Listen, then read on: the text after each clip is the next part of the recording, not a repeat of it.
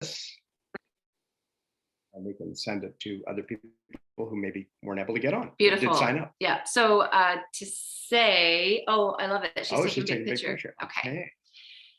So this is the first in our weekly webinar series where we are going to cover Growth You models that will give you actionable steps when you leave to help you become more and help you achieve who you want to be, what you want to do in whatever you are working on. So that is our goal, and know that the chat is open. So put questions in there as we're going. I'll be on my computer to answer them. But this is Paul Mend, who is a lead at Growth You, and I am Denise Mend, also a lead at Growth You. And we hang out together a lot. We do hang out together. We live in the same house. We've been married, 31 years this year? 31 years. Yeah. And growth for us has been transformational in our lives, in our relationships, and we love to share the models. Mm-hmm. So tell us a little bit, Paul, about what we're going to talk about today. So today we've got two models that we're going to look at. We're going to look at first the control model. And then after we speak to the control model, we are going to speak to the urgency model. And these two models almost lay on top of each other, and we'll show some connections. So when you walk away from this, you'll, as Denise just mentioned, you'll have some actionable steps that you can utilize to help you get more out of what you want. Mm-hmm. Yeah. And so in the email, we ask questions like, have you struggled to meet a deadline or missed a deadline? Right? I think everybody. Yeah. Or completely forgotten a meeting. It doesn't happen to me as often now, but man, when I was raising kids and my brain was focused on other things, that was a common occurrence. Who can relate to that, right? Four laws of focus, right? Yes. You focus on, you find. What you focus on grows. What you focus on seems real. What you focus on, you ultimately become. Mm-hmm. One of our other models. Yeah. But we're not talking about that one today. No. Although I think the control model really blends well with focus. So let's go to the picture. Let's show a model here. I'm going to go share screen. And we thought this was important to discuss today, just considering everything that's gone on in the last while. And, there's been all sorts of things. It just seems like one thing after the other we get hit with in the media, or even in your personal lives. You can have things come up that you didn't expect.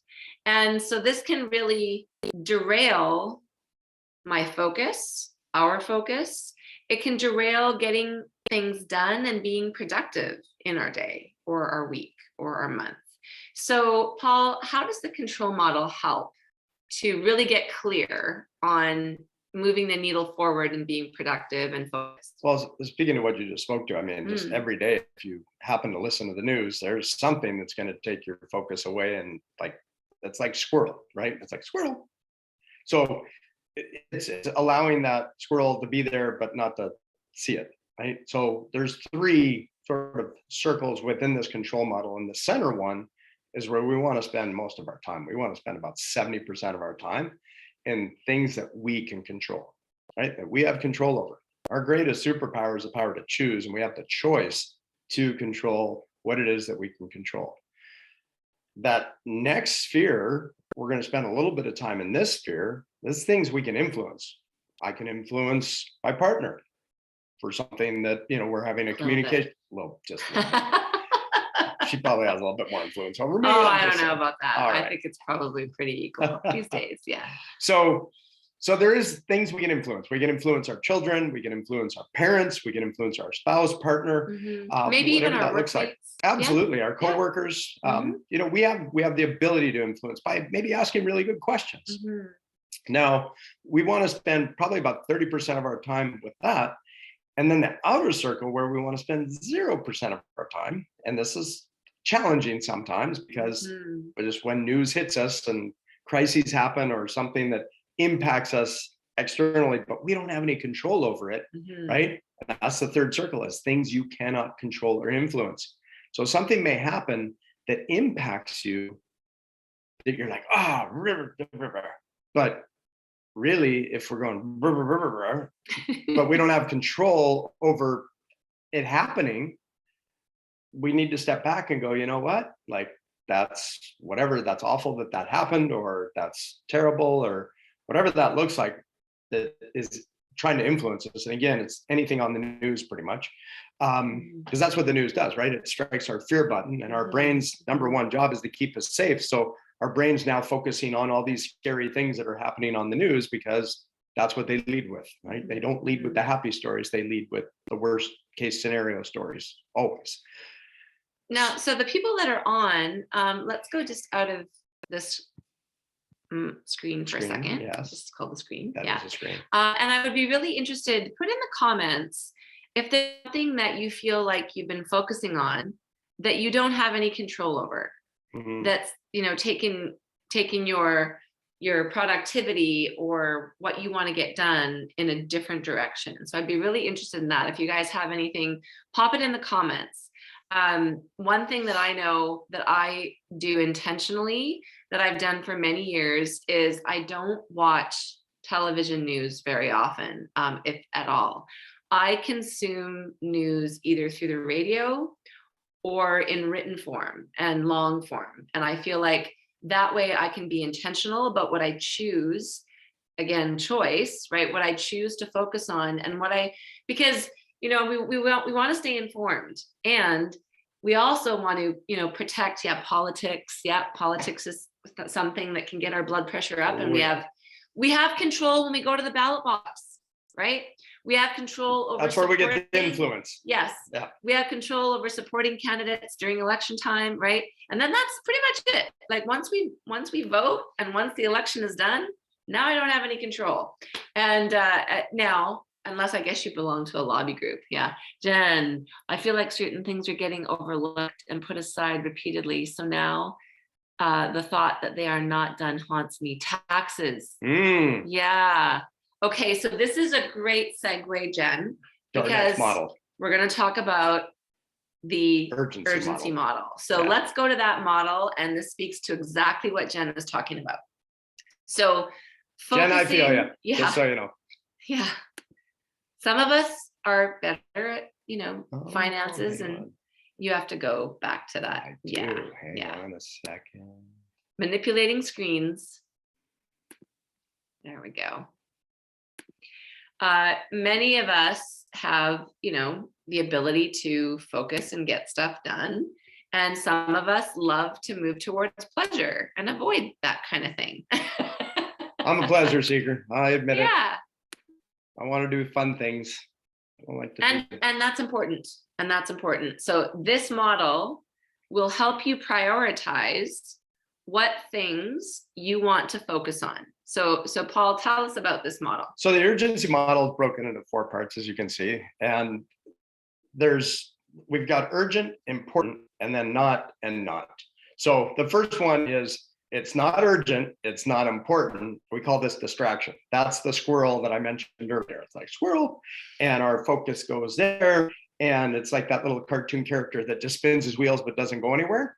That's distraction, right? Because it's not urgent, it's not important. However, we may have coworkers go, oh, you got to do this, you got to do that. And you're like, well, okay. Then you get all rattled, but it's really not urgent and it's not important.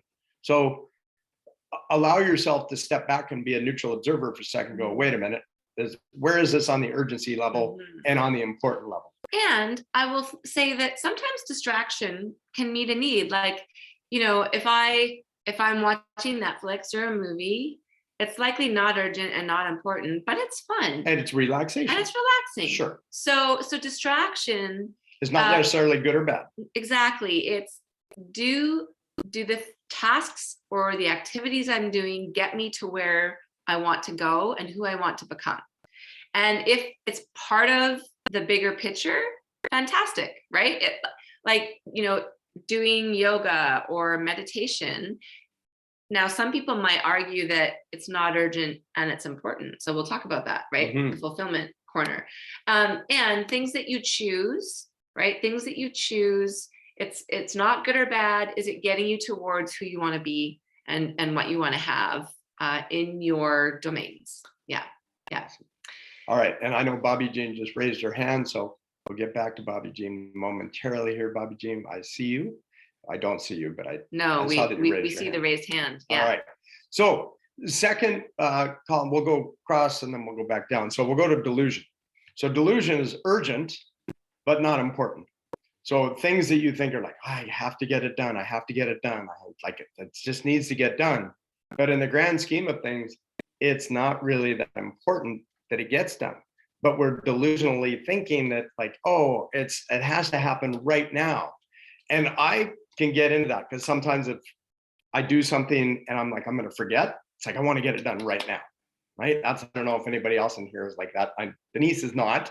I, however, she's like, why are you stressing over this? Because I just need to get it done. I don't want to forget. And if I wrote things down, kept a better manual, I'd probably not feel so urgent and not be so delusional about something like that. So that's an area where I need to work a little bit on. And it's easy. It's nice to be able to recognize and go, you know what? You're right. It's not urgent and it's not a big deal, right? It's not important. And somebody's delusion may be somebody else's demand, right? So it's important. And this is where asking questions of workmates or family members where they come to you in demand, right? So this is the next corner. They come to you with urgency and this is so important. We need to get this done. You need to take the garbage out right now. This used to be an argument in our house. And it was important to me. It wasn't important to him. So assessing why it's important to that person and asking questions, so what happens if we put it out later? What happens?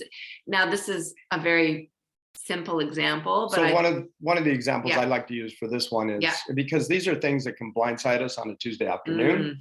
If there's a car accident, if there's an emergency at school, if there's something that's going on, all of a sudden it's like, it is urgent and it is important. You have to drop what you're doing and do it, right? Like it's not necessarily fulfillment, but it is urgent and it needs to be taken care of. And there's an importance to it. Could be a family member, it could be a coworker, it could be, it's those things that blindside us that we're not expecting. Now, with that said, we're not talking about UPS today, and that's not the delivery truck, but UPS is one of our models. We call it ultimate performance state.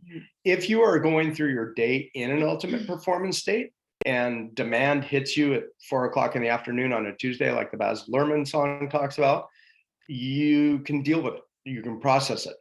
If you're hungry, tired, physiologically worn down, and that demand hits, it may be a really stressful situation, right? Because you're not prepared. You're not in an ultimate performance state. So that demand piece really can take you in a couple different directions. It is going to be urgent and it is important and you need to get it done, right? And what might be the feeling difference, right? So if we... Well, it goes back to control, right? It's that lack of control, right? If something is urgent and it's important, you may feel a lack of control because it may be in that outer circle and it wasn't something you had pre-planned, which is our next one. Fulfillment is not urgent, but important. And this is where we're being proactive, knowing that these things need to get done, not urgent, it's important, I'm going to get it done. And by being proactive and creating that list and going through those things, you're going to get it done in a timely manner, like those taxes, right? So Jem, when you're saying, how about taxes? We know it's not urgent unless we leave it till the last day and then it becomes urgent, right? And then it becomes demand though, then becomes urgent and important.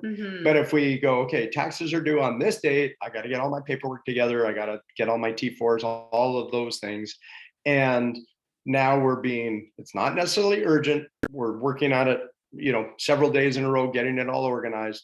It's super important and we get it done and we get it in on time.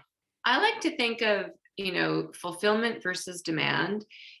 There's an ease in fulfillment. And so this is where the creative space, I think, lives, is in fulfillment. So if I, her hand was raised by accident. No problem, Bobby Jean. And Jen says, I have so much need for urgency out of delusion. Yeah, that's the best way to so the feeling of demand can be where we're in a stress state and we're reacting to the situation, right? Versus if I decide ahead of time how I want to feel in the situation or how I want to respond to a situation. Now I'm getting to fulfillment. So I'm being proactive and I'm thinking about how are the ways, so if this happens or this happens, what is going to be my response? And how am I going to take responsibility and, what focusing on what I can control to help me get into my ultimate performer state. So next week, stay tuned. We're going to talk about the proactor, reactor, stagnator model, which comes out of this model. But Paul, can you give us another example of fulfillment versus demand?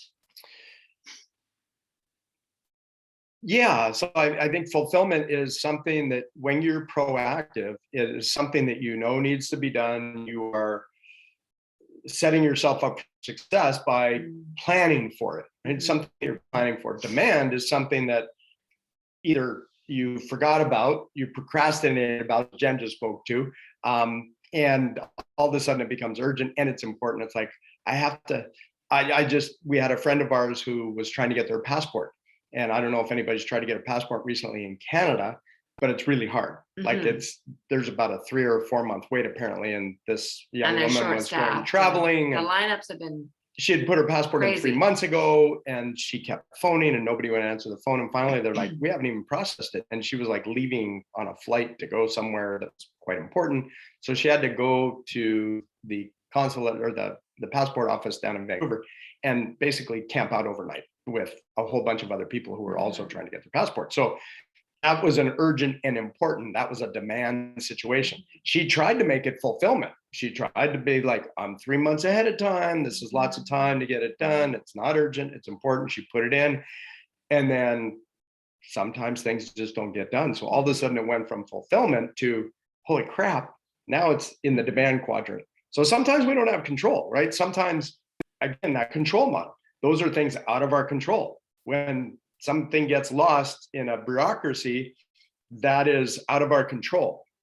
And now all of a sudden that may potentially move us into demand. So, those things happen. And again, it's that ultimate performance state. If we are in state, it's like, all right, well, I guess I'm going to have to go camp out overnight because I know I'm going on this trip. This is really important. And I need to get that passport and I know I'm going to get it done. Yeah. And she did. She got the passport and she was able to go on her trip. She didn't sleep much for 24 hours, but she got to go. Let's go out and just peek at the chat. There's a couple of really good comments. So Jen talked about, fulfillment is creative space. So doing taxes ahead creates fulfillment. So that's the goal, not the taxes themselves. Yes. So we do things in our life to create leverage for ourselves to help us get things done. So when we're proactive, we are creating internal leverage, right? We're coming from an inside out place, a creative space to go, okay, I know I can do all these things and I know I can do them in a timely manner. And I know that this result will happen. That takes work though. So what kind of things are we doing? Oh, what else? Let's see, what else? I'm working on not setting the item or putting it off so I can find an item when not needed. Waiting to the last minute. Yeah. Now there is something called the 80-20 rule. Do you remember that one? I've spoken to an 80-20 rule in different situations. Now, I'm not sure. Paul taught psychology for almost 20 years at the high school level and coached for 40 years. So he has used psychology his whole career as an educator. And so he is the expert in these things. And the 80-20 principle is about using that leverage. So this is where maybe we slip over into demand because that helps to create some leverage when we have a time deadline, right? So the 80-20 principle says that, if I spend 20% of my time doing the thing, and 80% is really about doing the preparation, right? Then I'm creating some internal leverage from a time perspective. Yeah. And some people work really good under pressure. Yeah. Like our son is a giant procrastinator. And, in university, he uses that leverage all the time. And he was able to get stuff done and, was successful at what he did. It was interesting because it turned my cranks because I'm like, it was impacting me because I was having emotional like attachment to what he was doing, going, no, you should do it this way, but not my story. So I had to learn to bite my tongue, and it bled a lot when he was at university. Let me tell you. And so we just, and he also had to learn how to fail and do all those other things that, young adults do. And so, we ask him questions, and if he asks us a question for advice, we give it to him, but we try not to give that advice unto itself. Yeah, we don't tell him what to do. No. We haven't really been able to do that since he was quite little. Anyways, yeah. He always knew the best. Yeah. So that is, you guys, the control model.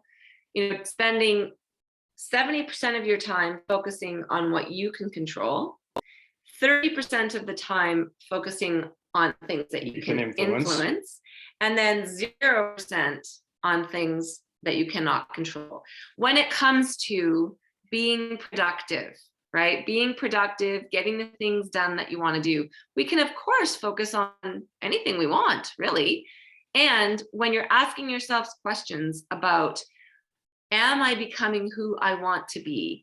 Am I getting the things done that I want to get done? Am I having the things that I want to have?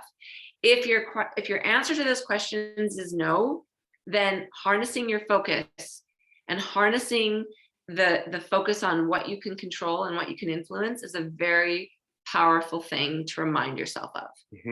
Yeah. So if anybody's got any questions, pop it. Hey, Laura Hyman, feel free to pop it in, and we'll give you a few minutes back of your day if we don't have any questions. And just remember that change is inevitable, growth is intentional, and we're going to be here every week. So if this time frame works, we'd love you to hop on every week, and we'll just continue to go through Growth You models. And when we have a new program coming up, we'll let you know about that. And but right now, we're just finishing off the program, and there's a new one starting in a couple of weeks, but we're not even going to talk about that. No, you'll have to come back and find out. All right. Love you all. Any questions before we hop off? I think so. I hope that was helpful. And I hope you take away a couple of things. Oh, thanks, Jen. Thanks, Jen. Thank you. New haircut. Love you all. And we'll send this webinar out. We'll send this webinar recording out. If you want to share with friends, please do. Bye, everybody.